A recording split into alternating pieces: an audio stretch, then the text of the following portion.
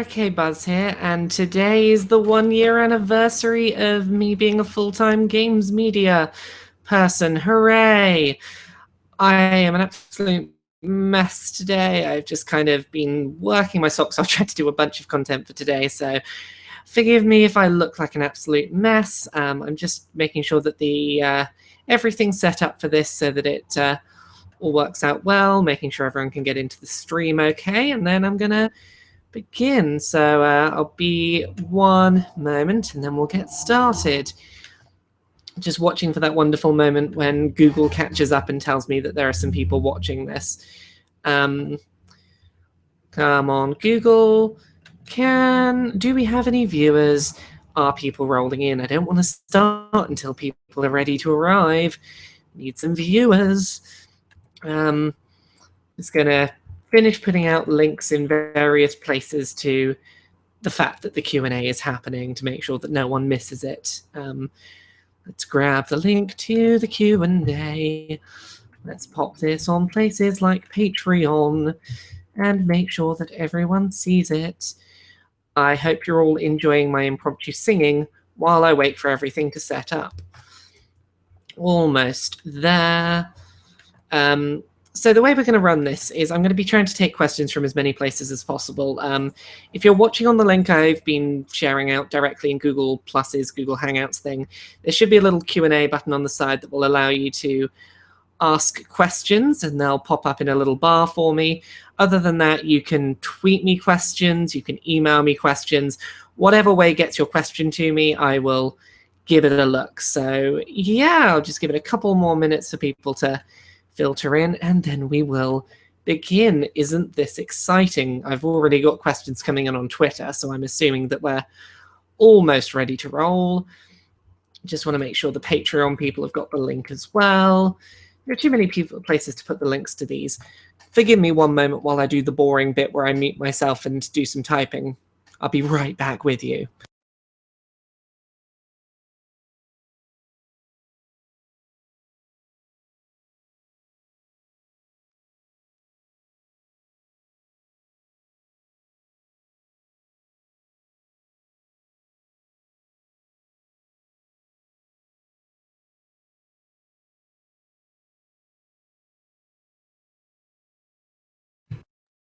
Right, and with that out the way, I believe everything is live and ready to go. Just checking that the Patreon link goes out okay. And then we will begin. I apologize for the couple of minutes delay. Google Plus have decided they want to change around the way that they handle all their all of their hangouts, and it's great when I notice that like 5 minutes before I'm due to start a hangout on air. So the link should be out. People seem to be filtering in. Let's pull up the... here we go. Hooray. So we've got some people in the chat. We've got some people starting to ask questions. Let's start with a question from Sam Forrester. So the first question we've got today, watched any of Jessica Jones yet? So as I understand it, this is the new Marvel female superhero who I have no idea what powers they have or anything. Netflix original series that went up in the last 48 hours. I have not watched any of it yet because I've been getting ready for today with my massive amount of content. So tomorrow, Sunday, the 22nd of November, I will probably get around to binge watching that show. I've yet to have a chance to watch any of it myself. So yeah, I want to get around to it. I've enjoyed most of the Marvel stuff that's come out in this sort of modern run. I have enjoyed a lot of Netflix series, and I've liked the Marvel Netflix combination series, so I don't see why I wouldn't like this. Let's see what other questions we've got coming in. We've got one question on Twitter from Fergus Hearn, Dino Boy. What's been the most interesting thing that you've covered this year in the games industry? So probably the most interesting thing that I've covered in the year that I've been doing this full time, I think it's got to be the Peter Molyneux interview I did, and that's just because it was such an unexpected thing. I asked on a whim about an interview with Peter Molyneux. I didn't expect I'd get one. even then when I got one, I thought it would be short. I didn't think he was going to sort of talk about anything meaningful. And basically there was a point in that interview where he broke into tears over Skype and told me he was never going to talk to the press again. And I had my moment of, I don't know how to respond right now. Either I comfort this man, or I start writing an email to The Guardian and tell them, hey, I think I've got a really big headline, but we need to break this right now before anyone else does. So that is, that is probably the big thing I've done this year.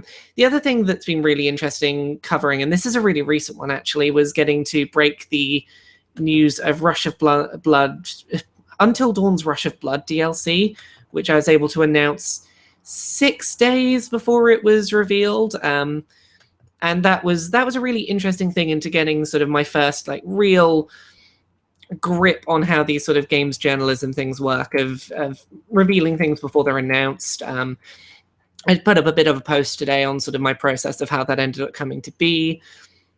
So yeah, that's that. I'm going to take a couple of questions from a Facebook thread quickly, and then I'll jump back to the Q&A button on the stream. Let's see. Zachary Lands wants to ask, while working, do I enjoy having music or a TV show playing in the background? It depends on what kind of work I'm doing. If I'm doing anything that requires creativity or thought, I tend to avoid anything with words or lyrics where possible. If it is something with words or lyrics, it will be music that I've heard so many times or that is so mindless that I can enjoy it without focusing on the words. So in terms of like lyrical stuff I listen to while working, Mindless Self-Indulgence's album, How I Learned to Stop Giving a Shit and Love Mindless Self-Indulgence. It's a really stupid album that I know very well, and as such I can kind of tune it out mentally and just have it as background noise and as like an alternative to something like static, which is helpful for working.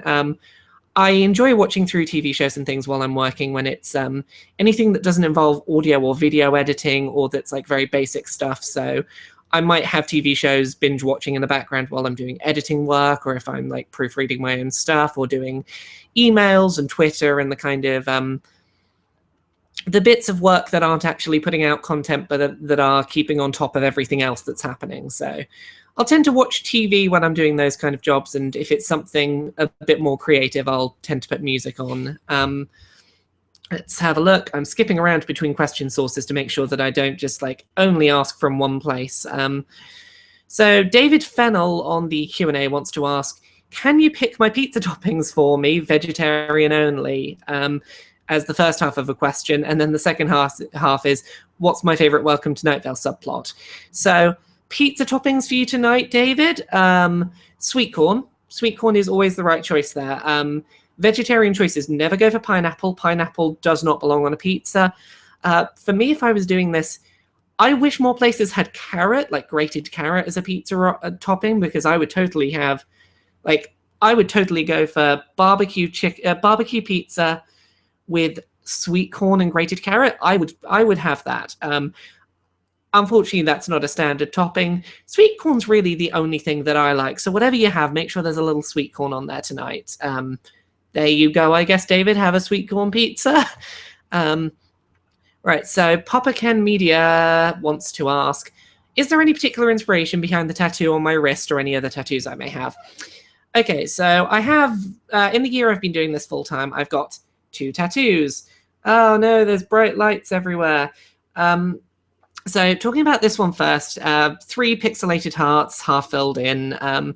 This is one I'd wanted to get done for quite a long time. I like the idea of getting something video game-ish, but that wasn't connected to any specific franchise.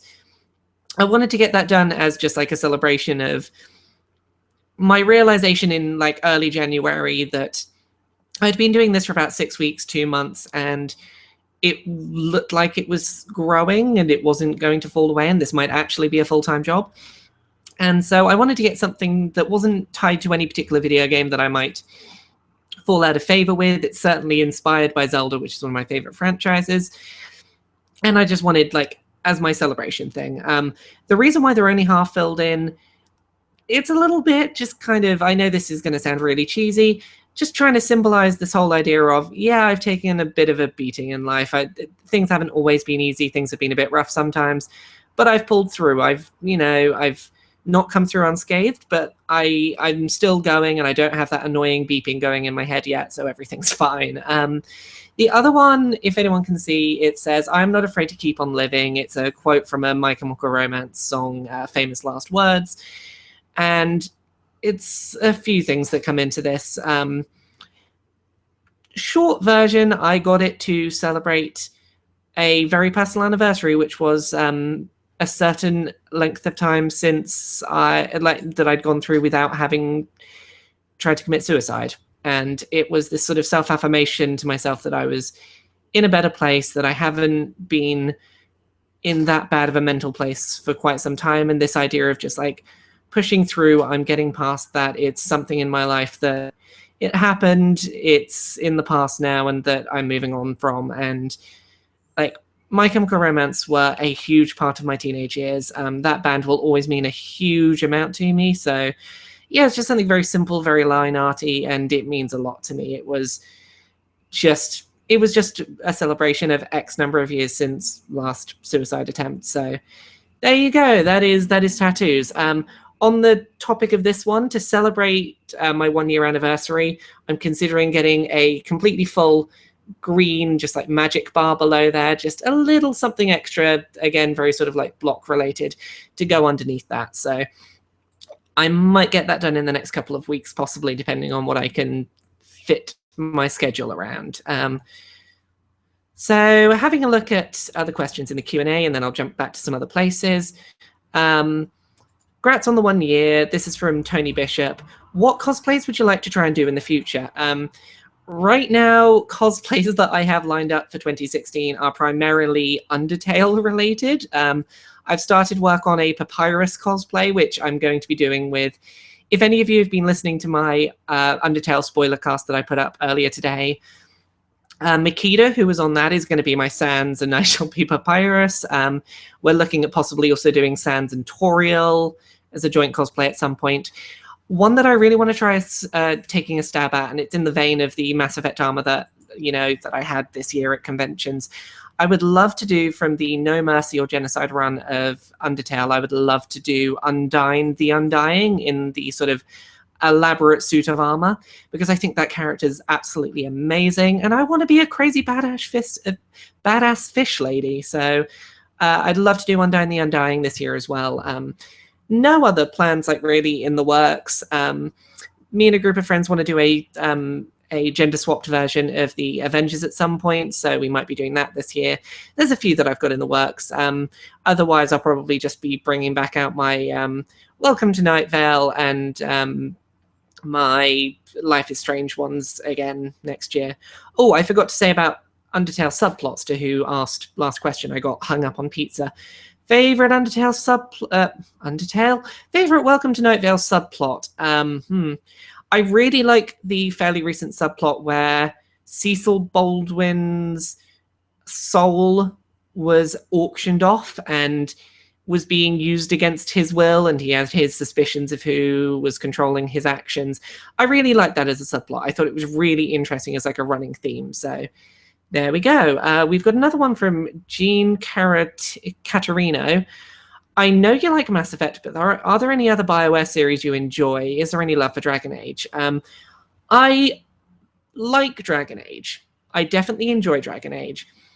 I don't have the same level of emotional investment to that series. I've played all of the games. I've played them all to completion, or at least through the main story, and I always enjoy them, but medieval fantasy-esque settings have just never appealed to me quite as much as Space did. Space has always been slightly more of just my cup of tea, so there's that. BioWare in general, I like their stuff, but Mass Effect is the only one of their series that has really got its hold on me out of any of their series. All right, so I'm just going to remind everyone, in terms of places to ask questions, there is the Q&A button on the left-hand side of the screen if you're watching in Google Hangouts. Otherwise, at LauraKBuzz on Twitter, or wherever else you see me post this, you can probably send me a question and I'll see it. So I'm just going to skip away from the Q&A tab for a minute and see what other questions we've got in other places. Right. John Emmett Mulligan wants to ask, what do I think about Kotaku's article about their alleged blacklisting from some developers? I think Kotaku often get a bad rap. There's a lot of people who don't like them because a lot of what they do is very silly, very lighthearted, and often described as clickbaity. And I understand those criticisms of Kotaku as an outlet, and I understand disliking them for those reasons. That being said, I think that it's often it's not often noted enough how important they are, in that Kotaku is really good at finding information outside of the PR cycle and not being afraid to share it. And they've broken some really big stuff in the last year or so. They've done a really good job of protecting their sources in that regard. And they are definitely like, what I will say is, any site that is willing to do things where it knows it's likely to get blacklisted and will do them anyway is a site whose reviews I would tend to trust. That gives me a lot of faith in their ability to say what they want to say regardless of, consequences. And that means something. But yeah, I definitely think it's interesting. It's a shame that they've been blacklisted, but their being blacklisted does afford them some opportunities that other outlets don't have, and it's definitely valuable to have them, even if you don't always like them as a site. Also, always read the stuff I do there, because that stuff's great. Even if you don't like Kotaku, just read my bits. Okay, I'm just having a look at Twitter, seeing what questions we have from Twitter today. Okay, we've got a question from Anthony Costa. Who's more ruggedly handsome, Geralt of Rivia or Big Boss / Solid Snake? Geralt of Rivia is more... I think he's got sort of more bulk and muscle mass and pure size. But I feel like Big Boss / Solid Snake / whichever of the clones of the same person you're going for, I think that they are more toned, more lean. It's more concentrated, ruggedly handsomeness. Personally, I'd go Big Boss, but I certainly wouldn't criticize anyone for picking Geralt of Rivia instead. So there you go. What other questions do we have on Twitter? The problem I have here is all the Twitter questions are mixed in with people retweeting stuff that I've posted today, so it's trying to find everything.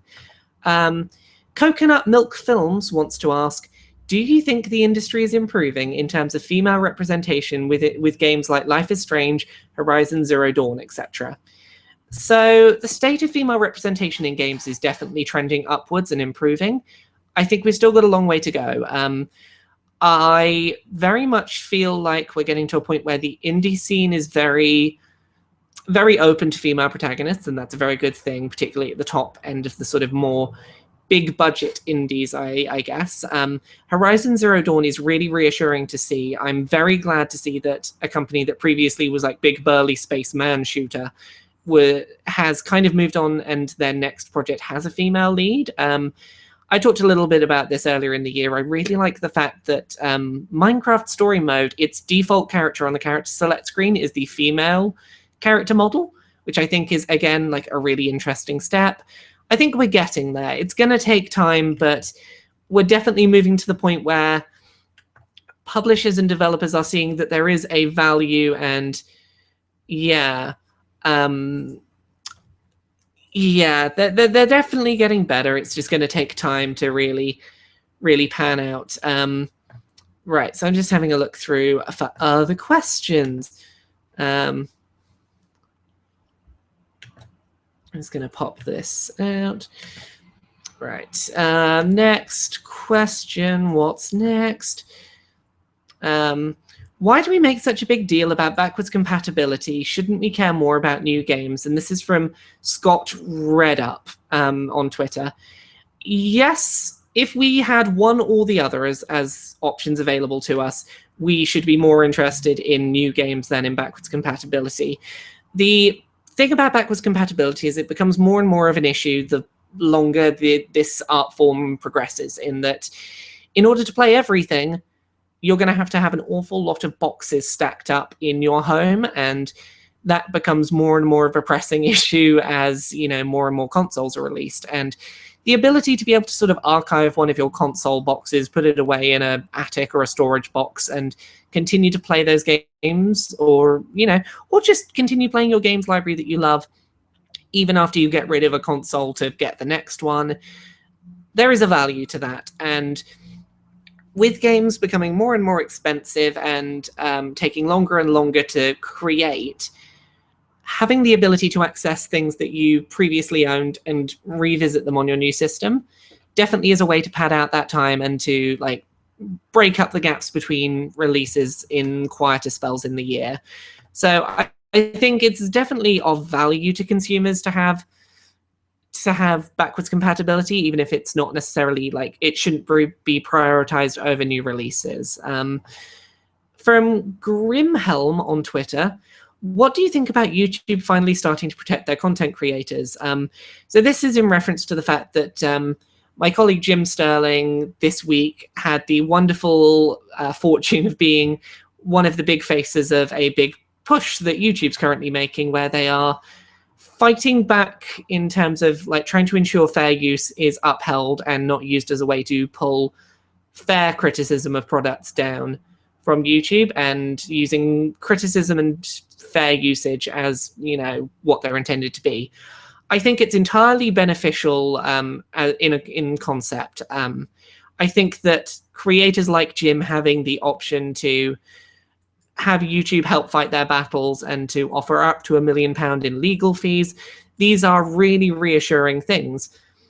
There are some concerns with regards to the implementation right now. Much like the situation with YouTube Red, which is a service being offered that is only available in North America, these protections also only protect your videos in North America. Like, your video can still get taken down in other countries, and YouTube just doesn't really care so much. And I feel like this is a stepping stone. It's a very big, very important stepping stone, but it's not the entire, like, bridge to where we need to go. So I'm very glad that it exists as a system. I'm going to wait and see how it works out in practice as copyright claims start coming up against this new system. Right, what other questions? Okay, I've got a few people asking where they can ask questions, so I'm just making notes. To remind anyone, if you want to ask questions and you're watching this live, if you're on the Google Hangout, you can click the Q&A button on the left-hand side to ask questions. Beyond that, you can ask me questions on Twitter at LauraKBuzz, over email to laura@destructoid.com, or basically anywhere that you find me posting stuff. I'll probably see your questions if you post them there. So we'll give it a second for people to get some more questions in and for me to see what's going on, and then I'll do some more questions. Hooray! This is going to be 2 hours of me talking. It's going to kill my throat, I am sure. So let's go for one from Facebook. Dale Savage wants to ask, how do you feel about being so associated with butts? Do you think it damages your reputation at all? Does it bother you? So here's how I feel about the whole butts thing. When I was very first starting out at this, I jokingly asked on Twitter, what should I do that would make you support my Patreon? And someone jokingly said, review video game butts. I retweeted it because it sounded funny. And a scary number of people said, yeah, I'll pay you if you do that. And it's interesting. I talked a little bit about this the other day on Trans Day of Remembrance, that it's kind of put me in this weird position where I am one of the few trans people in gaming who is very, very, how do I put this? Talks about some juvenile, immature stuff that is traditionally associated as being guy topics. And as such, I have somehow, I don't know, it's very interesting to see where that's put me, and that I'm very lucky that I have someone like Jim Sterling on, like, who works with me on a regular basis, in that has lent me a lot of support being a trans person in games, to be able to not have to necessarily fit strictly within gender binaries that are generally expected of trans people. And that's an interesting dichotomy. Otherwise, it's just really fun.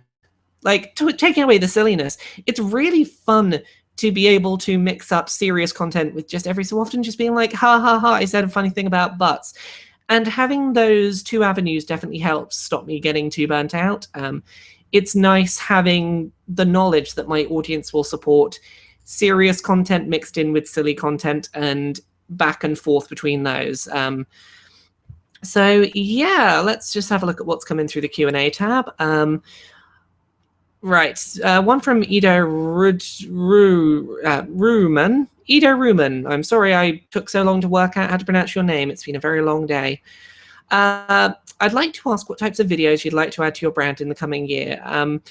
The main thing for me, video content-wise, for the next year is I'd like to do more on-camera stuff. The big problem here for me has been the current place where I'm living has had issues with noise, issues with internet, and issues with the fact that it's a single room that is me and my partner's entire living space. And that has made on-camera and just video work in general really difficult to upkeep recently. If everything works out, within 2 weeks of now, I will be in a new place where I'll have my own dedicated office, and I would like to start putting more time into video content again, particularly into on-camera video content. That would be nice. It's just a case of getting somewhere where I have an office to be able to do that. That's all I really want to change about video content, really, is more of it and more on-camera stuff. Zombie Skittles wants to ask, do you have any massive regrets from the past year?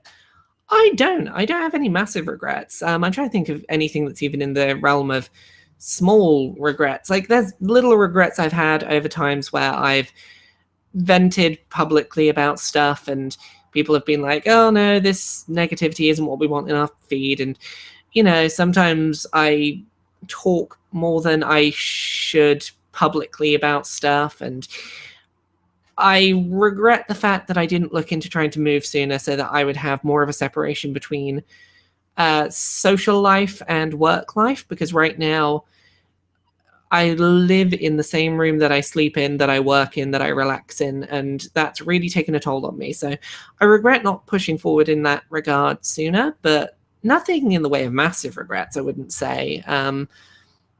Right. David Fennell's got another question. If you had to write the premise for Life is Strange Season 2, since they're doing a different cast of characters, etc., what would it be? I've talked to some friends about this, and basically I think the key tenets here are late teens, early 20s, homosexual overtones, and superpowers. So some suggestions for Life is Strange Season 2. Teenager who can read minds, but every time they do, they lose a memory, and it could be small, it could be a big important one. Teenager who can move incredibly fast, who can basically the Flash, except the more they use it, the more reality around them slows, to the point that the season finale is basically just, I am trapped, I can perceive everyone stood still, they can't perceive me, I am trapped in the eternally fast mode. I don't know. I just want more like tragic tales of teenagers using superpowers and things getting a bit fucked up, and also they kind of love each other. Like, that's kind of what I want out of Life is Strange. So right, let's try skipping back to one of the other places that I'm doing questions. I want to just make sure that I'm yeah, right. What other questions? Okay, Jonathan Rowley's asking, how much you fit into every week of content? What's a breakdown of your schedule like? My schedule varies week to week, but I can give you sort of a rundown of the standard week I do. And my work week weirdly starts on a Saturday. Saturday nights are generally my recording day for content that's not time related. I'll do a lot of podcast recording, a lot of when I have the time to do like daily video uploads, I will get a lot of those recorded on Sundays. Everything gets done on a Sunday night in that regard. From there, Monday to Friday, the day starts with just get up, do Destructoid news and editing 7 a.m. roughly through 1 p.m. And in that time, if there's podcasts that need editing, I'll get those edited during that time frame as well. I'll sort of multitask those. From there, the early afternoon is wrapping up any podcast uploads for that day that haven't been finished and getting any recording things done that are specific to that day or that are timely. I'll then look at what else is going on in terms of, like, my afternoon is very fluid. My afternoon and evening are the period that generally I'll use those to do things like playing through games, starting to write reviews, writing up features, doing features pitches, talking to people on Twitter. Any of that kind of stuff that doesn't fit into the morning just gets wedged around in the afternoons depending on what my schedule's like, and that's a lot more flexible. So yeah, I wish I could give you more of a detailed breakdown, but it varies so much day to day and week to week that it's very hard to nail down what my let's say average week is. So yeah, what other questions? Oh, we got a lot of tweets come in. Right. What other questions do we had? Okay. Kazanichi on Twitter wants to ask, what are your favorite games which are not only non-violent, but generally nice and pleasant, brackets aside from Undertale? So not talking about Undertale, games that are generally sweet, non-violent. Recommendations from this year, Gravity Ghost is really good in that regard. It's a bit sad, it's very sweet, very moving, and it's completely non-violent. It's about this character that's just sort of jumping through space magically, and everything's lovely and wonderful, and then feelings happen. I really love, there's a very small game called Castles in the Sky that is basically an interactive platformer / children's book, and it's really sweet and adorable. It's wonderfully put together. Other non-violent games, I don't know. I'm trying to think now. Actually, this might be a good point to talk about something that I'm going to be publishing a feature on tonight, which I think is really interesting. So about 2 years ago, I was trying to make a video game, and it completely fell apart to the wayside. It had music from Brentalfloss, which was cool. It had voice acting by Jim Sterling, and it was going to be an RPG where you could either kill everyone or go through entirely non-violently. And I realized very early in development that I was not going to be able to do it to any significant level of polish or any level of polish or skill. But I did enjoy putting work into it, and I really like that it exists. You can still find it if you go search for You Are the Reason, Laura Dale. You'll probably find it on Itch.io, the demo. I feel very interesting looking back on it and being like, I suspect the reason I like Undertale as the non-violent, generally sweet game so much is it's the game I was trying to create, and I realized I was woefully underprepared to make. I was like, I can't make this kind of game, but this is tonally what I'm going for. So, you know, that I'll put a game that I tried to make and then gave up on in the list of non-violent, generally nice games. So what other tweets do we have with questions? Ben Connor wants to ask, has there been a moment in the past year where you've just said, fuck it, and done nothing productive all day? Yes, there has. One of the things that I really didn't realize going into working full-time in games is how depression would be a factor and how that would be a factor on productivity. It's particularly an issue in terms of working alone at home by myself as like a solo publishing person in a one-room flat. I've spent pretty much the entire last year of my life in the same four walls, staring at the same screen in the same corner of one room, not really having co-workers or any people to talk to in person, and like doing the same thing day in, day out. And as wonderful as that is, it does take a bit of an emotional toll, and sometimes some days are harder than others, I guess.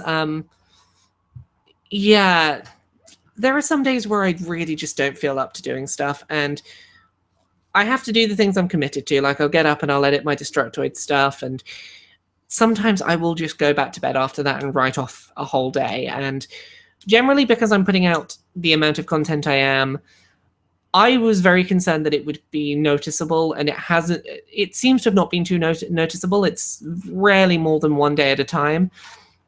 But yeah, there are sometimes just days that I get up and I just don't feel up to it. Like I've talked a bit about this in the sort of serious sense. Being a trans person with depression really sucks because I'm pretty certain that I would probably be doing a bit better if I was prescribed antidepressants, but equally I know that doing that would jeopardize my ability to get help for transition related stuff. And it's a weird double-edged sword, but it's basically meant that I've been solo fighting a pretty hefty battle with depression for a long time, and there's not really much that the NHS is willing to do to help about that. So that kind of sucks. And yeah, sometimes days just are a write-off. Like I don't ever write off a day's work just because I don't feel like working. It's genuinely like I wish I could work, but I just can't bring myself to sometimes. And those are probably the hardest days to do, but they happen. So I've just had a question through on Twitter from Benjamin Stubbings, who wants to ask, what's the coolest gaming-related merchandise or collectible I own? And of all the gaming things I have, I think my favorite might be a very recent addition to my collection, which is the replica portal gun I purchased to be... Oh, for the cosplay question.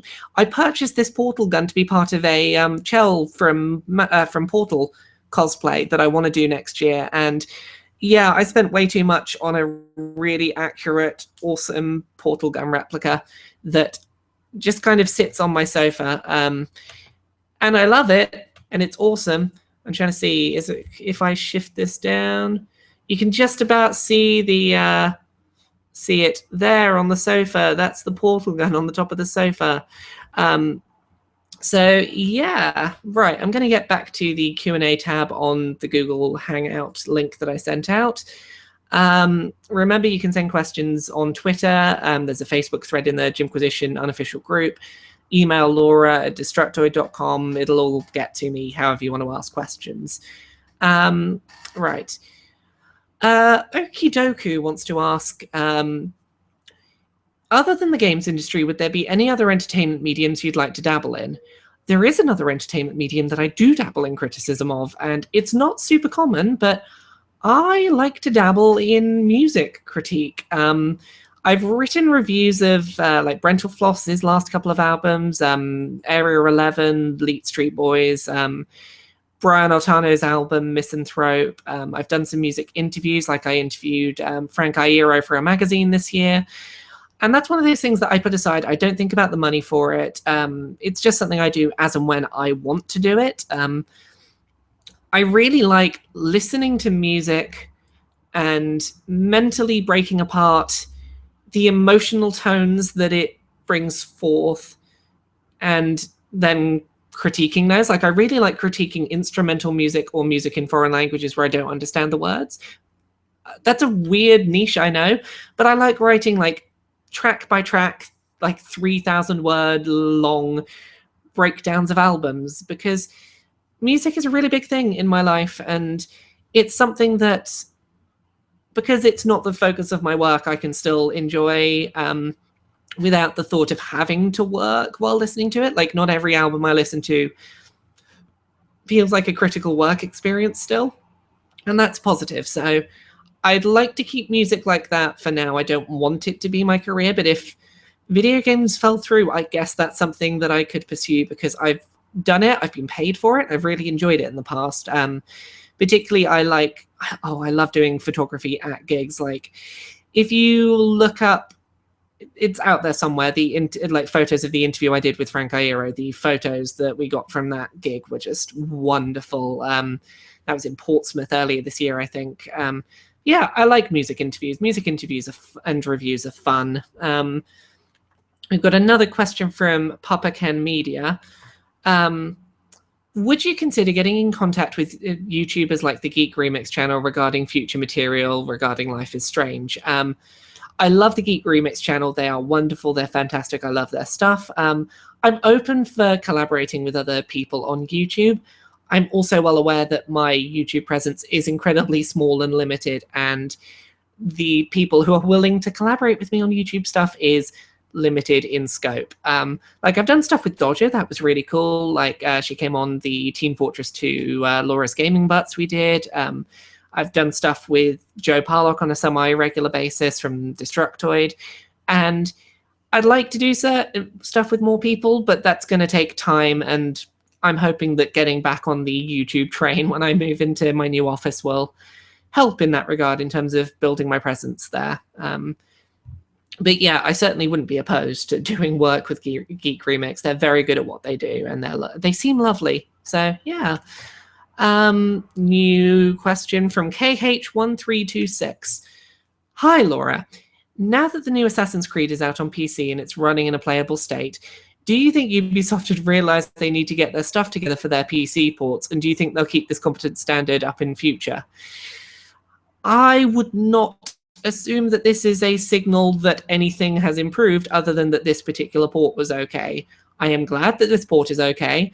I would not assume this means that future ports are going to be okay or good or anything like that. So yeah, let's take this one port at a time and still wait for reviews before you buy PC copies of Ubisoft games. Just still do that. Don't assume this means that you don't need to wait for reviews anymore for the PC quality. Yeah. Right. So a question from Joshua Anson. Are there any YouTubers or streamers who I myself enjoy watching or subscribe to? I am subscribed to a fair number of YouTube channels in terms of games. I quite like watching other people play through games that I've played already, just in the background or when I'm going to bed or stuff like that. So me and my fiance, we watch Game Grumps. We watch Game Grumps most nights when we're going to bed. We will lie in bed and fall asleep to Game Grumps, which, you know, not the worst thing in the world.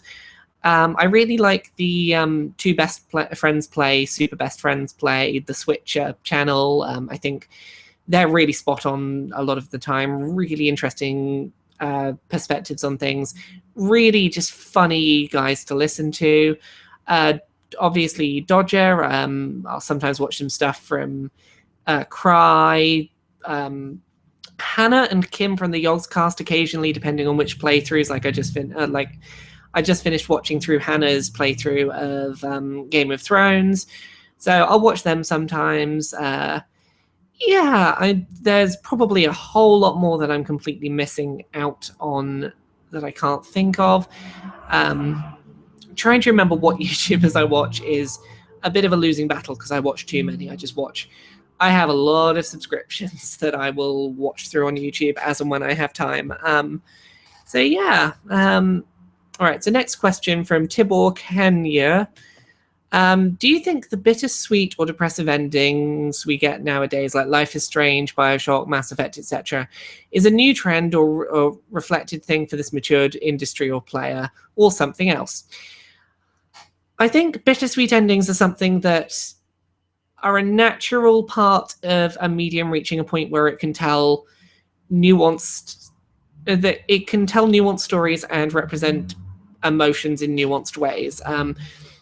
I think the big example of this being The Last of Us, which had its very, very bittersweet ending, where the ending is primarily based around a verbal exchange between two characters where one of them says something and the other gives a look back, and the look is the note that you leave that game on. And I think the fact we've reached the point where video games are able to accurately recreate facial expressions to the point that you can have the very last message of an experience be told through, let's say, a disappointed look of someone who knows they've been lied to and is like, I know I've been lied to, but I can't do anything about it. Like, to be able to tell those kind of visual stories, I think opens up a lot of those kind of bittersweet stories. And I think that also with the maturing of the audience that enjoys video games as a medium generally, it's becoming something we can tell more of. And I like those kind of narratives, so I'm glad that we're getting more of them. I'm going to try switching around to Twitter again for a second and see what other Twitter questions we've had in. Right, what have we got on questions? Got some people telling me that I should start smoking cannabis to deal with depression. history with a drug-using family member means that that's probably not a good road for me to go down, particularly because I have a bit of an addictive personality. But you know, what have we got? Jennifer Elwin wants to ask, are there any video games that I don't care for but I love their presentation? I'm sure there must be. I'm trying to think of games with really unique visual identities now that I wasn't a fan of. I'll get back to that. I'm sure there are games that fall into that niche, but I can't think of any off the top of my head. Let's go with Dead G's got a question. Opposite to the non-violent games question, are there any particularly combat-centric games that I enjoy that are particularly violent and aggressive? In terms of games like that, No More Heroes is a game that is very much a violent, combat-centric game about cutting people up with a laser sword and murdering people to be the best murderer in the world. That game is deeply mechanically flawed, but it's also really, really interesting in the way that its mechanics put together. I think that it is a very stylish game that has a passable combat system and a terrible open world that somehow came together to be a flawed game that is one of my favorites of all time. What other questions have we got? Space Conan wants to ask, what's the last album that I bought? What was the last music album I bought? I haven't bought a full album in a while. I know the last individual bits of music that I got really into. I got really into the Mariner's Revenge song by, let me just look this up. Mariner's Revenge by, is it the Decemberists? I feel like it's the Decemberists. Let's give YouTube a second to do its thing. It doesn't want to do its thing because I'm live streaming right now. Let's say it's the Decemberists. The Mariner's Revenge song by the Decemberists. I did pick up the Decemberists album, so that's probably the last one I bought. Yeah, the Decemberists. They are the last album I bought. I answered the question. I don't need to keep thinking about what the answer to that question is. What are the ones? What other questions do we have? I'm just looking through too many questions. Right, sorry, I'm trying to answer people's questions about, can I ask questions here? And I'm just having to very quickly stop and be like, yes, you can ask questions here on Twitter.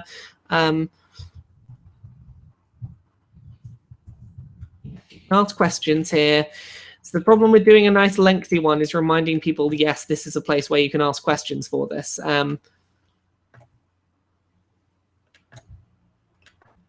Right, new questions. We've got some, oh goodness, we've got email questions coming in from everywhere today. Right, another one from Jonathan Rowley. As someone who really appreciates and seeks narrative in games, what do you think of the sentiment that games have shit stories? Yeah, I think that video games as a narrative genre are definitely not held to the same standard that other storytelling mediums are, by the virtue of the fact that they're younger mediums. I think that there are narratives in video games that I absolutely love, and I'm also aware that several of them would be absolutely panned if they were in any other medium, directly translated, because of the fact that there would be severe pacing issues if you tried to move them over to a different medium. That being said, I think that it's not often enough noted that just because a narrative is good for a video game narrative doesn't mean that it's inherently worse than other mediums' narratives. It just means that it is tailored to the medium that it is, and that is valuable. I think there is room for improvement in terms of video game narratives, but I also think that that improvement doesn't come from telling better movie stories or better novel stories. It comes from telling stories that better make use of the medium of video games. games from this year that I think have done this really well, that have told narratives that really took advantage of the interactive medium they were a part of. The Beginner's Guide, it's not this year, but the Stanley Parable, Undertale again, anything where the mechanics are part of the way that you tell narrative. Papers, Please and This War of Mine would also fit into that camp. Yeah, anything where narrative lends to the anything where mechanics lend to the narrative and you can tell a story through those mechanics is a story that is being told better because it's being told in a video game. And I think that that's a conversation we need to have more often when we talk about the quality of video game narratives. So yeah, there is that. Right, what other questions do we have? I'm just seeing whether it's a good time to jump back to the Q&A button. What have we got? Oh, there's one more on Twitter before I jump back. If this is from Decibis the Firework. Q&A question. If you were a monster in Undertale, what would the player have to do to spare me? The player would have to pull down their trousers and stick their butt out at me. There we go. No. I'll be nice. What would they have to do? Just ask me really nicely, explain to me what's going on and tell me what they're doing and plead to my ability to hear them out. That's what they'd have to do. Tell me what you're doing, young Frisk, and I will spare you and let you go. There you go. That is what you need to do. Did you ever try that, Frisk? No, you didn't. Yeah. What else? What else do we have? Let's go back to the Q&A. I apologize that I'm sort of umming and ahhing as I jump between. There's too many too many places that I've let people ask their questions today. Right. Question from Ian Winter. What was the worst replacement show that you loved? Like Virtually Impossible that replaced Nightmare. The worst replacement show that I actually loved, kind of Fort Boyard, which replaced Crystal Maze. Crystal Maze is better by millions of miles, but I still kind of love Fort Boyard for all of the terribleness that it was. So I guess Fort Boyard is a replacement for Crystal Maze, just because that's a recent one on my mind. Simon Pilecki wants to ask, do you have any favorite comic series or graphic novels? Do you read any of the ongoing series from Marvel or DC? I don't tend to read comics in ongoing, like, single issues, but I will pick up trades of some that I'm into. I've really liked the trades of Miss Marvel. I've been quite into the A-Force, Avengers A-Force stuff.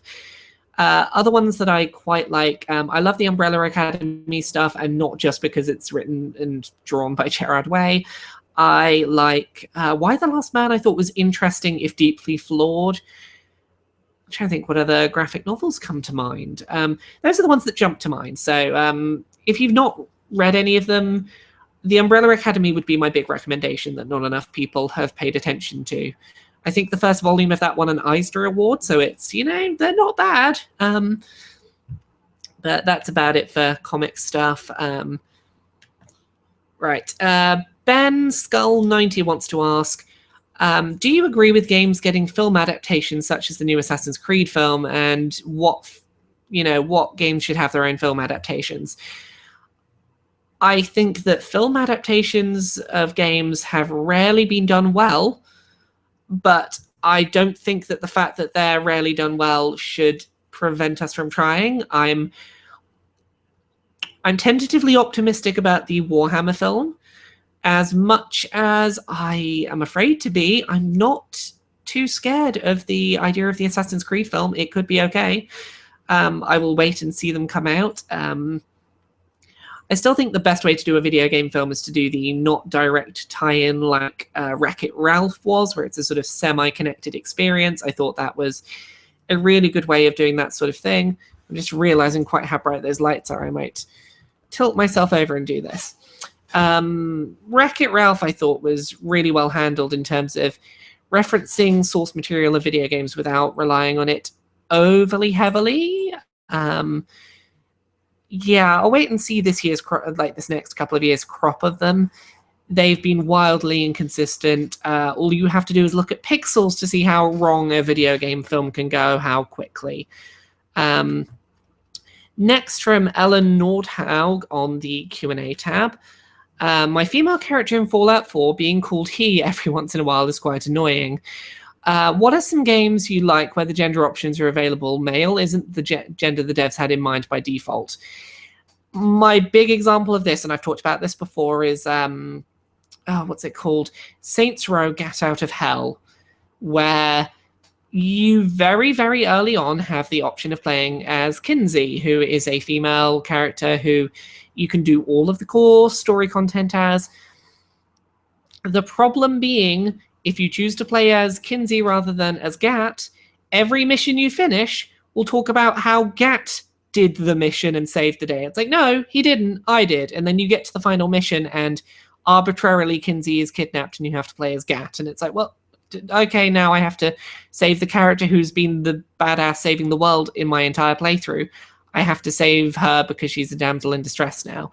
And clearly she was never intended to be the hero of that story, even though she's there as an option, and that felt really, really half-hearted in its execution. That really sucks. So hopefully that answers your question, Ellen. Jennifer Wynn's got a question. What video game do you feel gave you the least control, and what game gave you them? I feel like Beyond Two Souls gave me very little control, but I don't dislike the game. I feel like Beyond Two Souls gave me the illusion of control without actually giving me control. And I don't think that's necessarily as bad of a thing as it's often made out to be. I think that there is some value there. Game that gave me the most control, I don't know. Most control in what sense? I'm not sure. I'm going to pass on that half of the question because I can't think of anything that jumps out to me as like amazing levels of control were given to me. Matthew Wilson in the Q&A tab has a question. Do you think the large number of open world RPGs and their popularity is a reaction back to the very short games that have been coming out over the last few years? I feel like very, very large scale experiences are getting easier for companies to put out in a technical sense. And I think that we go through spells of these where all of the big open world games will come out at the same time because all of the last ones finished development at about the same time. And the short games can be released more quickly because, you know, they're shorter and more linear. And I think that this is just like a natural thing that happens, is that we get spells of large releases happening at once because that's, you know, they just all happen to finish their development cycles around the same time. I don't think it's necessarily indicative of any larger trends, or not any that jump to mind that I'd be willing to defend at this moment. So there we go. We're through the Q&A tab again. I'm going to jump back and see what's going on the Facebook and the emails and the Twitter. So we'll give it 1 minute while I find some more questions. I'm just going to have a quick drink. Oh, I've been talking for an hour nonstop, and my throat has been killing me. Right, so questions. It's having a look through quickly. Trying to find good questions to ask. I apologize if I've missed anyone's questions. I'm trying to get to as many as possible. Right. What have we got? Questions. One from Michael Trieger. Do you like certain music artists and bands that you listen to regularly that existed before 1990? What's my music taste like? Music taste before 1990 is largely influenced by my parents. I very much like people like Chris de Burgh. I like Chris de Burgh's Spanish Train album. Anything that's very sort of narratively focused music from pre-1990.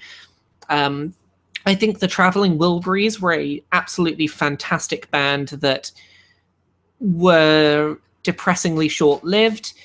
I think Johnny Cash is fantastic. A little bit of maybe some Cat Stevens. There's some weird like Canadian New Romantics era bands that I was really into. I'm trying to think of what was the name of that band. I'm going to do some research live on the stream. I can't spell Canadian. Canadian New Romantics and Not in Love was the name of the song. What was the band? Let's see if I can find this out live on the show, everyone. Isn't this exciting for you to watch while I sit staring at the little circle twirling on Google Chrome as Google tries to load my query? I don't know how well it's going to do this. But yeah, I like the sort of like New Romantics era of stuff. Cat Stevens, as I said, weirdly. New wave artists. No, a little bit of Spandau Ballet, maybe. I like a lot of sort of like prior to the 90s, a lot of like rock and metal. So I have a weirdly eclectic music taste. At one point in time, when I had one of those big 80 gig iPods with like all the music in the world on there, I think that like the widest range of my music tastes was I had Dolly Parton's Jolene, and then it shuffled into a song by Cradle of Filth. So my music taste is very all over the place. The only genre I think that I've never really... Oh, Platinum Blonde, yes! That is the name of the band. Joe Parlock has just tweeted me. How on earth did you know a Canadian New Romantics band that had a song called Not in Love was Platinum Blonde? Platinum Blonde are great. I love Platinum Blonde. Well done, Joe Parlock, for knowing based on my ramblings about Canadian New Romantics bands who I was on about. Yeah, Platinum Blonde. my word, well done, Joe.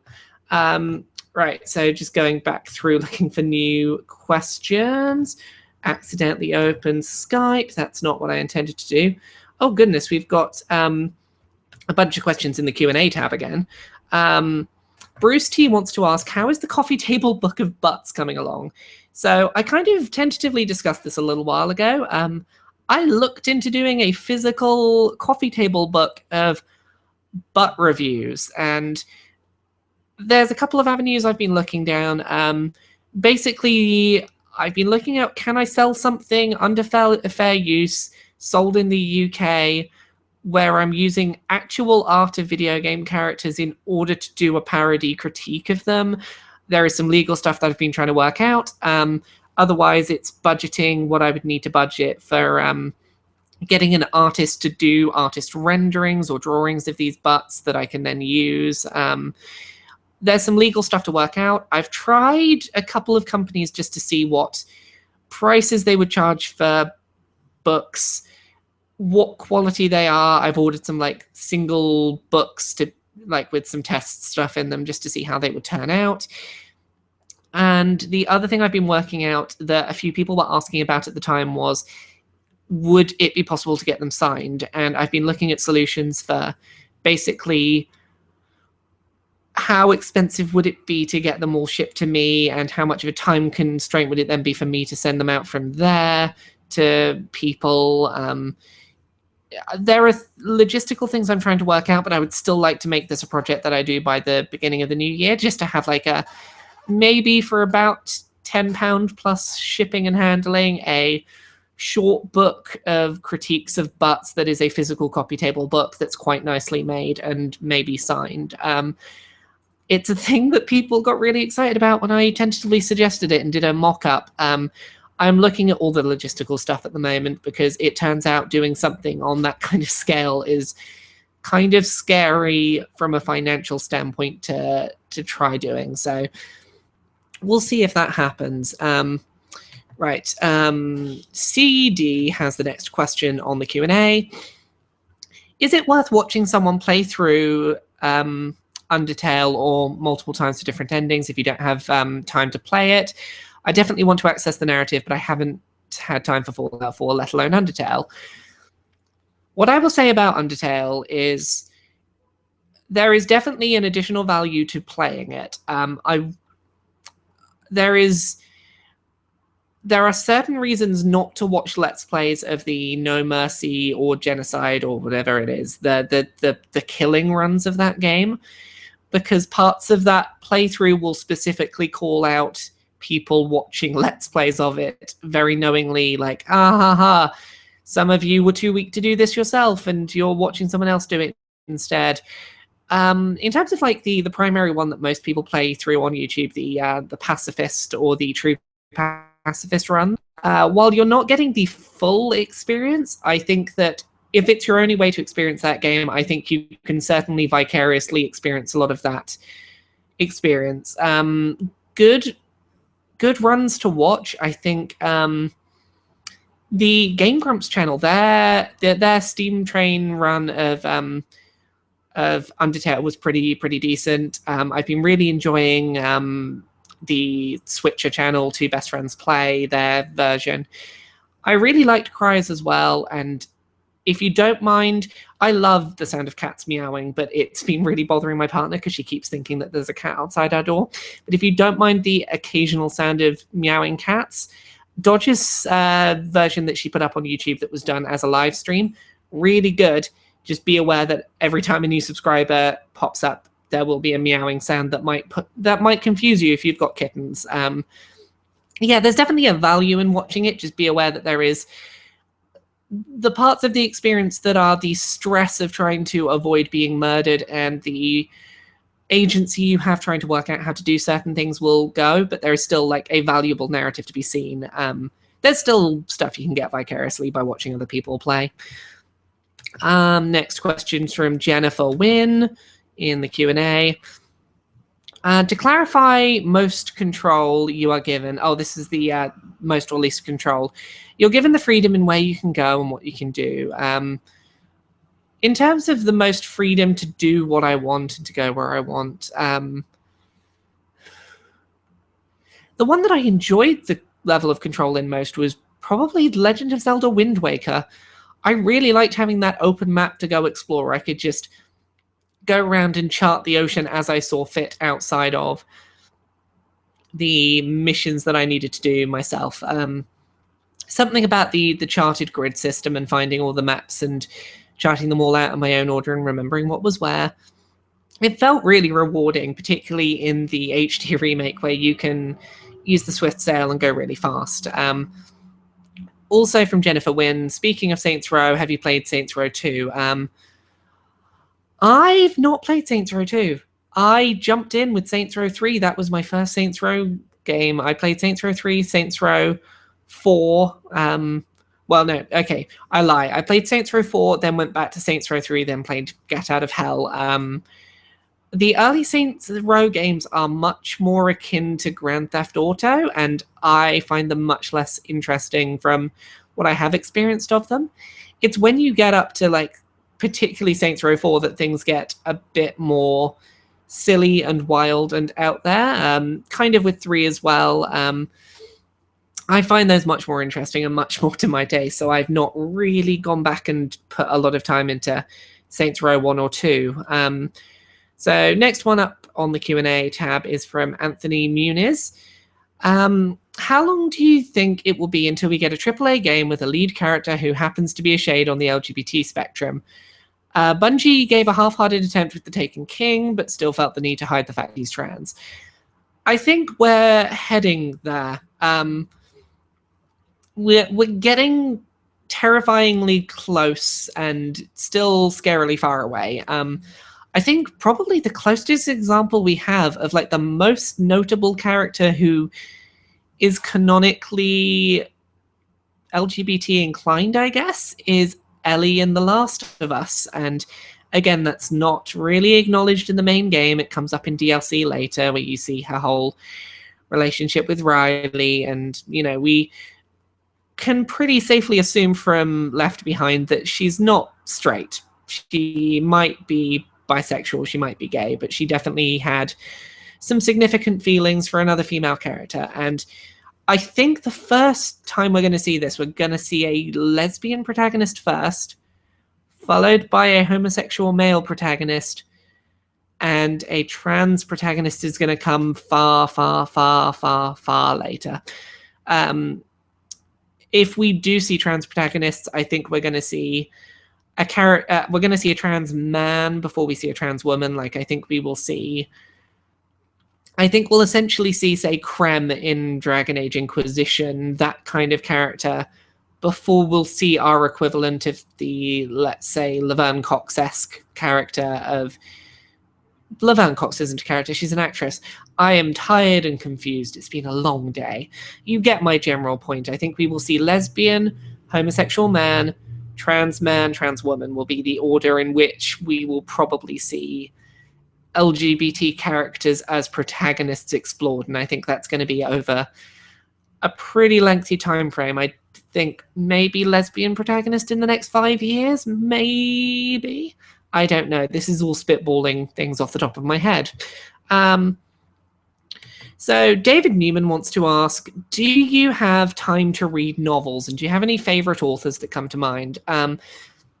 When I read, I tend to read a couple of different genres. Like, I'll read a lot of young adult fiction. I really enjoy stuff like Philip Pullman. I like Patrick Ness with his Dark Materials trilogy and the Knife of Never Letting Go and that whole series from Patrick Ness, I think, are really, really strong. Other than that, I enjoy reading murder mystery crime novels where it's like, oh, this murder occurred. How are we gonna work out who done it? Stuff that's basically akin to, like, if any of you have watched the Netflix series The Killing, I basically like novels that are kind of in that vein where it's, hey, here's police officers in such and such town. They gotta solve this weird murder. Read them trying to work it all out. I quite like those. So crime fiction and young adult fiction. I also quite like a lot of Terry Pratchett novels. Yeah, that's all that really comes to mind in terms of novels. I'm sure there's other stuff, but it's just not jumping to mind. Charlie Pierce wants to ask, if you had full creative control over the next Call of Duty, what would it be like? I've talked about this before, but if I had like no strings attached control over Call of Duty, I would make the Call of Duty in which there is no multiplayer, it is single player only, and you are playing, let's say, either a mother trying to get her child out of a war zone or a photojournalist that is trying to take photographs and document a war, but that is not armed themselves and is trying to take photographs of what's happening in a war zone without getting killed in the process. I want the one where you have some level of agency, but your agency is not through violence. I'd like to see that personally, and I'd also love to just watch the internet fall apart as, oh, it's a Call of Duty, why can't I shoot a person? Why can't I shoot someone in Call of Duty? Yeah. Oh, you've now all got to see me, you got to see me do my weird voices. Voices are weird things to watch someone do. But yeah, that's what I would do with a Call of Duty, given half a chance. That is why I will never be given Call of Duty to do what I want with, because no, that's never going to happen. Brian Stewart's got a question. Do you have a recommendation for a really great homoerotic anime? I've already watched Haikyuu, but what's your favorite one to recommending to a budding fan? So you want stuff with kind of homosexual overtones and tensions. Any sports anime is going to be fine for you. Any male-fronted sports anime is great. Watch Free, Haikyuu, Yagami no Pedal, the cycling anime. That's pretty homoerotic. Kuroko no Basket, which is a basketball one, that's pretty gay. Basically, my best advice is, do you like homoeroticism? Watch as many sports animes with male leads as possible, because everyone, oh, the tension, it just seems like they want to bang all the time, and it's kind of amazing. So there you go. I hope I've inspired you to watch more sports anime. That'll be fun. And right, let's jump back to Twitter, because I think I've exhausted the Q&A tab for a minute until, I come back to it in 5 minutes and it's full again, because that's how these things roll. So what other ones do we have? Goodness, trying to find questions within the retweets of work I did earlier today has been fun today. We have got okay, Spoopy Mudkip wants to ask, if you could add any awards to the official Game Awards thing, what would they be and why? I think it would be worth there being more of an award for I would like to see an award for most ambitious debut project, not necessarily for a project that turned out polished or that was, unanimously well designed, but one that you could see the ambition and that it was trying something very new. I'd like to see us do more in terms of rewarding attempts at ambition in awards. Yeah, that is that. I'm just having a look through. Oh goodness, a lot of people have suddenly started sharing the thing I wrote about how Until Dawn's DLC got leaked, because that's a fun story. What other questions? Oh, we've got questions all over the place. Yeah, let's give me a second. I'm almost with you all. Just trying to make sure that I get a decent number of questions from each of the various places where I have told people they can send their questions so that people don't feel left out in any regard. We've got more questions. A question from Yuho Wenquist. Should I ditch finally writing about the beginner's guide, having already got 1,000 words into writing it, and watch this live stream? You should watch this live stream, but you'll only know that I'm telling you to do that if you already watched it without waiting for my answer. Or no, you shouldn't watch it, in which case, why are you watching it already? That's a difficult one to answer. Haha, isn't that a funny thing? Right, so we've got a question from George, well, a couple of questions from George Johnson. Is there another journalist and or public figure in the games media industry that you jump at the opportunity to work with on some form of collaborative project, depending on the individual? I would really like to work with, there's a few people. I'd really like to work with, it's always tough with these, working out like who do I want to be, who's going to be the person that I'll single out and be like, yeah, I'd like to work with them. I would like to work with, I'd like to work more closely with Keza McDonald on some stuff sometime. I really enjoy the kind of work she does, and I think it'd be really nice to work in tandem with her on something. I'd like to work more often with either Max Scoville or Brian Altano. I really like the way they do stuff, and I'd love to get involved in some of the things they do. Jim Sterling would have been a big one if I wasn't already doing work with Jim, because, that's a crazy thing that happened that I get to do. Otherwise, like, I don't think there's any... Actually, no. Like, the problem is I've worked with an awful lot of people this year. And a lot of those people who would be on my, I'd love to work with them someday, I've done something with. I'd love to do something with Adam Sessler again. I did a podcast episode with him once that got completely lost in the ether of the internet. And I've never been able to go back and redo that. And I'd love to do something else with him so that something I've done with him makes it to the air. That would be fun. And then the other question that George has got, what, in your eyes, would be the best way to get noticed by others in the games journalism scene? So here's how I got noticed in the game journalism scene, or at least how I tried to get editors and people of note to start paying attention to my work. Pay attention to the kind of things that editors or your favorite games writers, the kind of things that they seem to be personally interested in.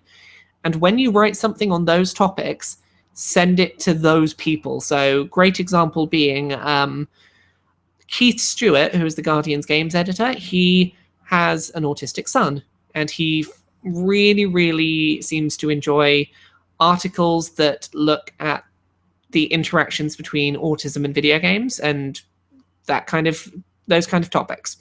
And knowing that, when I used to write stuff of that nature, I would send links of it on Twitter to Keith, being like, hey, it'd be great if you could have a look at this. I think you'd enjoy it.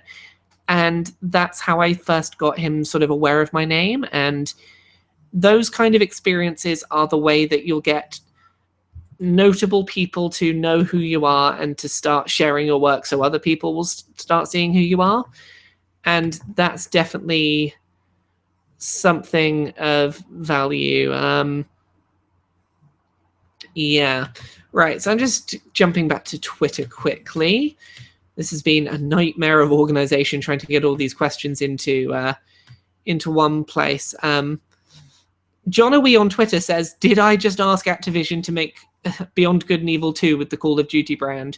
You know what? If you made Beyond Good and Evil 2 and you labeled it Call of Duty, I'd be very okay with that, actually. That's a really weird thing that I had not thought of. I think I've managed to actually get on top of questions an hour and a half in. I think there's no questions coming in at the second. So as a reminder, if you want to ask questions, you've got about half an hour or so left to do so. You can ask them. If you're on the Google Hangouts link, you can ask using the Q&A button on the left. Otherwise, you can tweet me at LauraKBuzz. You can go on the Facebook thread in the Jimquisition group if you're already in there. You can email me, laura@destructoid.com. Basically, any way you can contact me, I will take your questions. I'm going to take advantage of this momentary quietness and have a drink. Oh, goodness, my throat is killing me. I am very tired.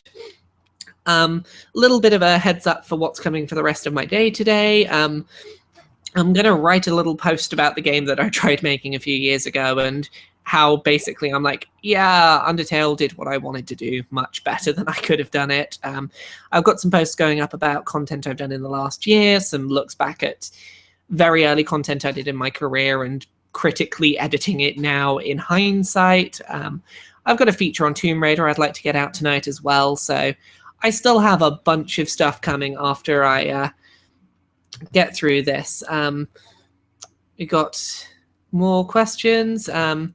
Oh, I think my mother of all people has just commented on the post for this Q&A. I don't know if she's watching or not, but I think she's attempting to come in to watch. Okay, Twitter's got a few more things coming in. Ewan wants to ask, will you cover my game when it comes out? That depends. Can you pitch me your game in a single tweet and make me interested in it? Like, get me interested in the length of one tweet and I'll probably cover your game. If not, then I probably won't because there's a lot of video games out there. Ooh, pardon me. We got another couple of questions coming in through the Q&A. Anthony Munez, any new tattoos planned for the near future? I talked a little bit about this at the beginning of the stream, so I'll talk about it again now for anyone who's missed it. To celebrate 1 year of doing this and it still being a viable job option, I would kind of like to get under my 3 hearts. I'd like to get a green magic bar done, just in there. Other than that, I don't know. There's a few more elaborate things that a little bit of me would love to do, but I'm trying not to let myself get too carried away with tattoos. I'm very envious of someone I know who has a beautifully done My Chemical Romance sleeve tattoo where the whole arm is just really nice. Different generations of My Chemical Romance visual iconography just done from the shoulder right down to the wrist, and I'm very envious of them. I don't know whether I would ever do it myself, but I kind of love it. I might talk for a little second about some tattoos I've seen other people have that I think were kind of hilarious and amazing. I used to know someone who had a pair of wings tattooed sticking out from their waistband. They were male and their genitalia had wings. That's a tattoo I'll never forget. There was also a band called Kill Hannah that I really liked. I don't think I'd ever get this done, but they had a piece of CD artwork where it was a very simple heart shape tattooed over where someone's heart is with a crosshairs over it. And I really like that as well. There are some really nice little things that aren't too visible to the outside world, but that I really like the concept of. Right. let's have a check, see what new questions are coming in. You got to get your questions in fast. There's only half an hour left. Get your questions in. What does Twitter have for us now? Spoopy Mudkip has another question. What is the most fascinating backstory or lore to a game you've ever seen? Not in the main story. I'm trying to think what games have really good sort of like backstory leading up to them. I'm not a big fan of the Halo games, but I really like the sort of world lore leading up to where the universe, came to be. I really like a lot of the backstory outside of the main game for Mass Effect, surrounding stuff like the idea of the First Contact War. I really love the idea of initially seeing a universe where various galactic civilizations are relatively at harmony, and knowing but not being shown that the first time that humanity interacted with this other species, it was pretty violent and aggressive. I like the idea of that kind of conflict. What other? I think actually that's it. I think BioWare's worlds have some really interesting lore leading up to the start of their main narratives. Yeah. What have we got? We've got a question from my mother, I think. The only question I have is, how on earth do I wean myself off the very addictive Ingress? Yes, this is the same question my mother asked for Podquisition the other day. So the only advice I have for getting unaddicted to Ingress, and Ingress, for anyone who doesn't know, is a GPS-based game where you go to real-life locations and hack portals, and you can then build links between the portals and be told that, like, oh, your faction of the two factions controls this many people's minds. And my mum's got really into it. She heard about this game. I think it was Gemma Thompson talked about it on the Geek Night In podcast that I host every week. And yeah, she's really into it. And the only advice I have for getting unaddicted would be worse, because my advice would be, play this more addictive game instead. Play this game that's going to get you even more addicted to something. So stick with Ingress, because that's a manageable addiction that you can casually do that while you're like driving around for work and stuff. It's not inconveniencing your life too much. Don't get addicted to something like World of Warcraft. That's just going to make everything much worse. So yeah, my mother's now Facebooking me. Yeah, my mum's gone to Twitter, and that's where she's asked her question. So George Johnson wants to ask, what's the beverage of choice for this live stream? So I've had a couple of things to drink today, but right now I'm having Monster Energy The Doctor, which is basically lemonade flavored energy drink, because trying to publish 12 pieces of content in one day has been a very tiring experience. So I got a large thing of energy drink just to push through. So yeah, that's that. What else have we got? Bruce Driver wants to ask, what's the best song on the various Yu-Gi-Oh soundtracks? For the Yu-Gi-Oh soundtracks, there are two tracks that I think are so cheesy that they are amazing. And they are the song from season 1 when Yugi and Joey are fighting, and it's the song that has the line, "We were closer than brothers, but now we have to fight each other." And Kaiba's song from the Yu-Gi-Oh movie, where it's "Don't say if I were you, or tell me what you'd do, how things would be if you were in my shoes, because you're not me." I think that is the most deliciously angsty song that has ever been in like a localized anime, and I love how terribly cheesy and awkward it is. So we've got a question from Joe Parlock. What have been some of your favorite TV shows from this past year? Steven Universe, without a doubt, like my favorite thing that's come out of TV this year.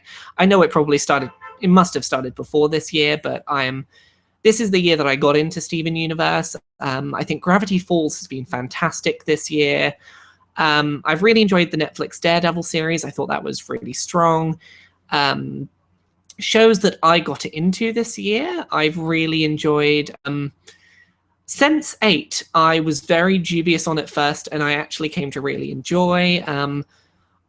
I really enjoyed going back and actually I enjoyed a lot of the anime I watched this year as well. Like again, I mentioned some of these earlier, but Free, Haikyuu, any of the cycling animes have been pretty good. And what's the other anime? Oh, how did I almost miss One Punch Man? One Punch Man is amazing. And again, for anyone who hasn't watched it, One Punch Man is an anime about a man who trained really hard because he wanted to be the best in the world at punching things. And he got too good at punching things. And now every single fight, no matter how amazing and fantastical the monster is, he wins with one fight. And he's kind of depressed about that because nothing's a challenge anymore. And I really like this weird juxtaposition of, I got good at a thing that I liked, and I no longer like doing it because it's no longer challenging. And it's all about the melancholy of this man who's just too good at punching things. And it's really interesting as just like as a modern critique and almost a parody, like a sort of subtle parody of the last few years of shonen anime. So One Punch Man is definitely worth a watch. Just having a look at other bits that are coming through. Right. Oh, my mother keeps messaging me, so I just be like, okay, I'll just see what she's saying. Right. Another question from John O'Wee on Twitter. I only recently heard about Life is Strange sequel. Can the sequel still use the time mechanic, or will it have to change? I think they've said as much, that it's planning to change the mechanics and change up the cast. And honestly, I think it should. I think that the time mechanic was beneficial for like the mechanical setup of a point and click adventure type game. I don't think you can get away with using that gimmick more than once in a narrative context within the same universe. Right. Let's have a look, see what questions come through the Q&A tab. Oh, we've got a few more in there now. We've got a question from CD. On the latest Geek Night In, you touched on philosophical issues in gaming. Do you have any recommendations for folks interested in philosophy in games, games to play, podcasts, writers to follow? Philosophy and game stuff. If you were listening to the Geek Night In, Kate, at @whatkatie_did, is really on the ball in terms of that kind of stuff. She's not as into sort of video games as I am, but she's much more on the philosophy side. And if you go talk to her on Twitter, she can probably point you in the direction of some good people in that space who are into games. Pardon me. Other than that, Jenny Goodchild, if you can find Jenny Goodchild on Twitter, she's probably a good person to ask about that as well. She's done some stuff in that sort of vein for the Nine Worlds Convention in London, and she could likely help point you in the right direction for that. Okay, there's a question from CD for my mother, which I'm trying to work out what's the best way to do this. If I ask the question and my mother's still listening, if she wants to Facebook me her answer, I will read it out to everyone. So, question for Laura's mum. Please tell us how you feel about Laura's career trajectory over the past year. So I'll give you a second. If you're free to answer that, Mum, I will tell people what you think of my career, because, yeah, my career is a weird thing that is probably not easy to understand from the outside. And while we wait to see if my mum's free to answer that, I will see if we've had any more questions in from the other places where I asked questions. Okay, more and more questions. Giving this a second. I'm trying not to ask too many questions from the same people over and over, and it's trying to work through the list and avoid accidentally like asking lots of the same people's questions. 2 hours is an awfully long time to talk by yourself uninterrupted asking questions. My brain is melting ever so slightly. Just double checking Twitter. Have we had any more coming in? My mother doesn't seem to be answering, so I'm assuming that she actually dropped off very quickly from the call from the live stream after I answered her question. You know, in the way people do. It's like, oh, my question's been answered. I don't need to stick around now. We'll give this another couple of minutes, because we've got maybe 15 minutes left for people to ask questions, and I seem to have kept on top of it enough that I'm actually hitting the slowdown of questions now. Just put out one last call.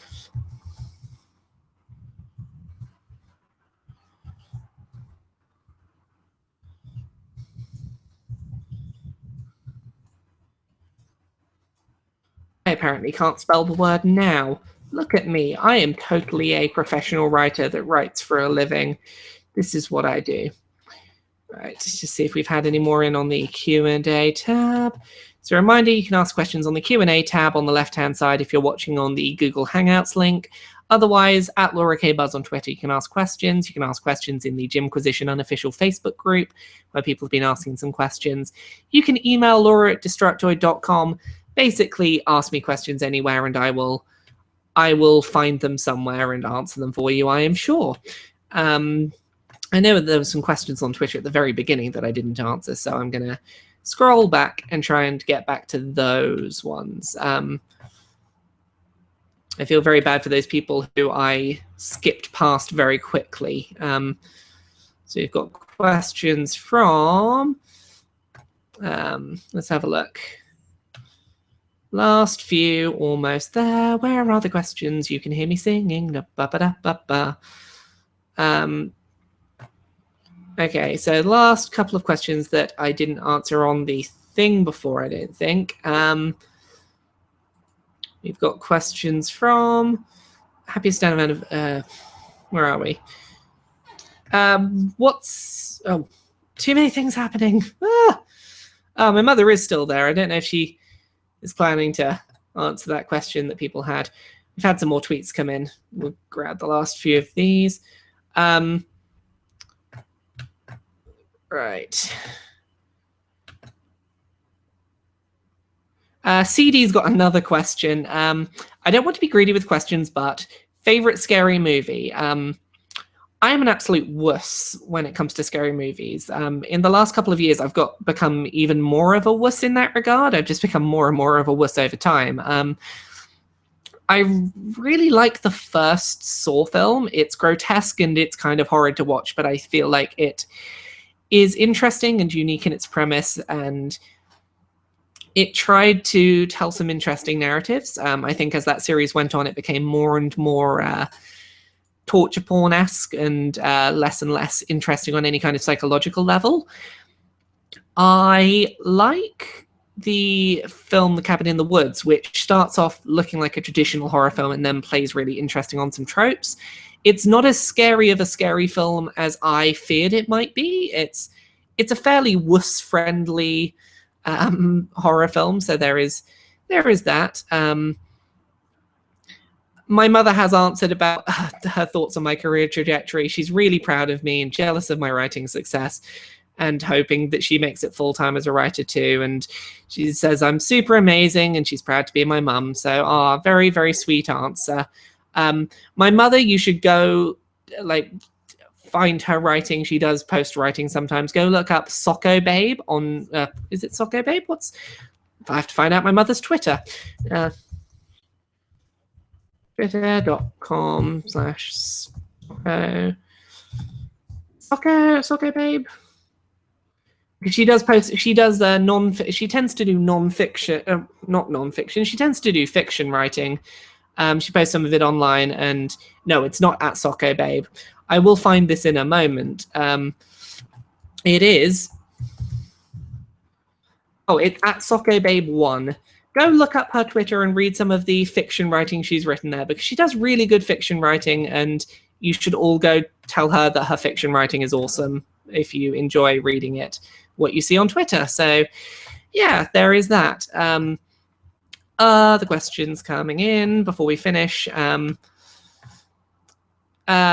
EDC, the Enchanting Duck on Twitter, wants to ask, if you had to write fan fiction, what would it be of? I've talked about this a little bit today on the Undertale spoiler cast that I published, but I would love to write No Mercy / Genocide Run Undertale fan fiction that's basically based on the idea that you eventually beat the final very difficult boss of that path. I'm trying not to ruin it too much for people who don't know who that is. And that person is more determined than you, and as such, you beat them, and then they restart to before the fight, and where like that mode of the game is essentially unbeatable in this fan fiction because it's like, no, this character was more determined. They mastered saving and loading like more than you could, and as such, their desire to protect their friends is stronger than your desire to destroy them. And I really like the idea of that as a launching board for fan fiction. So I've been really tempted for a little while to talk about that.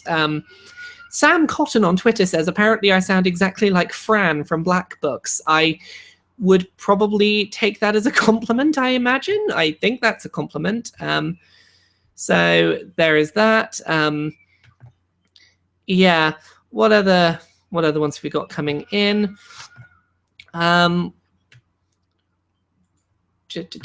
Favorite fictional musical instrument? Ooh, fictional musical instruments are tough because most of them end up being made real. I like the design. I like the ocarina from Ocarina of Time, which ocarinas aren't a fictional instrument, but that specific one is a fictional one. I like any kind of. I like a lot of the like faux futuristic musical instruments that are in the same sort of vein as the. I forget what it's called, but the musical instrument where you use your hand and you like move it up and down and around, and it does the weird electric sounds. I forget what that instrument's called, but there's a lot of like future instruments that are based on similar designs that are in that same vein, and I can't think what they're called right now. Dustin Cooper wants to ask, for RPGs, do you prefer them to be dialogue heavy, or do you like a less is more approach? I like dialogue heavy RPGs. I like to have a lot of conversations between characters and for what's going on with a lot of very fleshed out conversations between characters going on all the time. I prefer dialogue heavy in my RPGs because I am a big narrative nerd and I like heavy narrative experiences. For people asking about my mum's Twitter handle, it's SOCOBABE1.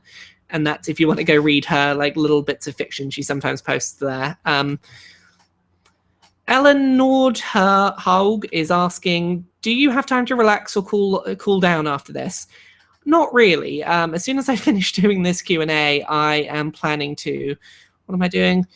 I've got an hour to write my next written feature that's going to go up on LauraKBuzz.com, so I'm going to be pretty quickly rushing straight from this into something else, but at least I can give my mouth a rest from this 2 hours or so of continuous talking and thinking and trying to read while talking. So it'll be a rest comparatively, I guess. We've got a question from Tibor Kenya. No, I misread the question. I'm going to pass that one for now.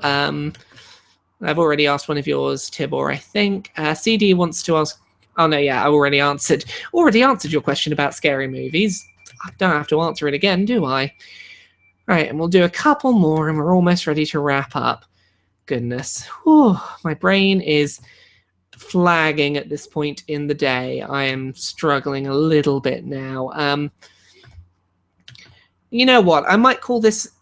I know it's 15 minutes early. I may call it a day here just because my brain is really struggling to keep going. I have never really done more than an hour at a time of Q&A, and I am certainly getting to the point where my brain is starting to switch off a little bit. So yeah, thank you very much for watching, everyone. I hope that everyone who had a question, I managed to get around to answering. If you've got any more questions, I won't be answering them today on the Q&A, but feel free to tweet at LauraKBuzz. And you know me, I live on Twitter. I will, where possible, try and answer people's questions on there just whenever they happen to be asked. So thank you very much for watching. I hope you've enjoyed this, and I will try and do another one of these sometime in the near future. So have questions ready. Thank you very much. Bye.